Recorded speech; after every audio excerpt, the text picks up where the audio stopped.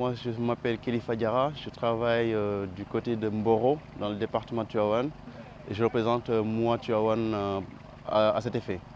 Aujourd'hui, je suis auto-entrepreneur dans le domaine du maraîchage en fait, et ma vocation et mes principes vont dans ce sens parce que c'est des choses qui me parlent et qui me plaisent en fait.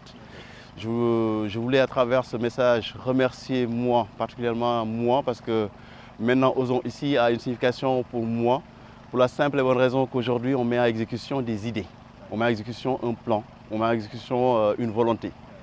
Je parle toujours d'un principe, hein. Moi je dis toujours rêvez gros, grandissez en douceur par le travail. Mais aujourd'hui je vois que ça se concrétise à travers le chèque que m'a remis moi pour me financer, pour me soutenir et pour m'apporter le soutien moral et financier en fait. Parce que faire ce qu'on est en train de faire peut nourrir une famille, mais à grande échelle permet à un moment donné de pouvoir faire vivre ses ambitions. Moyen personnel, hein, en général c'est moi qui donnais pratiquement tout ce que j'ai dans ce champ. J'achetais au fur et à mesure par rapport à des investissements faits par la famille, par rapport à des investissements que j'avais en argent propre, mais ce n'était pas conséquent. Donc l'arrivée de moi est un soutien de plus parce que ça me permet aujourd'hui de pouvoir, au lieu de faire 10 mètres carrés, de pouvoir en faire 1000 ou 2000. Hein. Et ça, à un moment donné, si on fait une production à grande échelle, ça peut apporter quelque chose de plus. Hein. C'est intéressant pour moi et pour la population qui est dans la zone de Darou. Parce qu'en faisant ce projet, je ne le ferai pas pour moi en fait. Je le ferai avec 10 personnes, plus des femmes qui vont être en intermittence pour venir enlever les herbes, plus des gens qui vont venir parce que c'est des gens qui vont garder, ils vont être les gardiens du temple. On va appeler ça temple parce que ça, on y croit, on a la conviction que ça va réussir en fait. Hein. Et moi, le fait d'avoir participé à ça, nous réconforte. Madame Seynabou Mbaye, je veux dire, parce qu'elle a des ambitions de travailler pour son peuple, hein, pour son pays.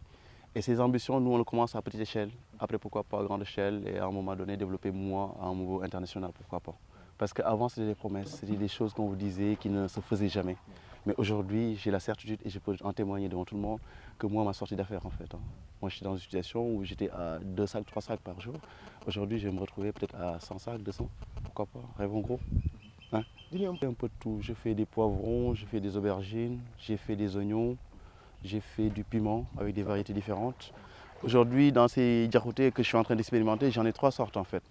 J'en ai les grands, c'est le Kermbirnda au plus. J'ai le Ngalam qui est là, c'est la dernière que j'imite. Et le Meketan, qui est une variété plus grosse en fait, qui est là-bas, qui vient d'être mis juste après la qualité que j'imite en fait. Donc moi je pars toujours dans le principe que c'est un champ expérimental. Hein. J'essaie toujours, je me donne le meilleur de moi en essayant, en essayant. Et si demain je trouve la bonne formule, j'y reste. Ce qu'ils viennent en masse.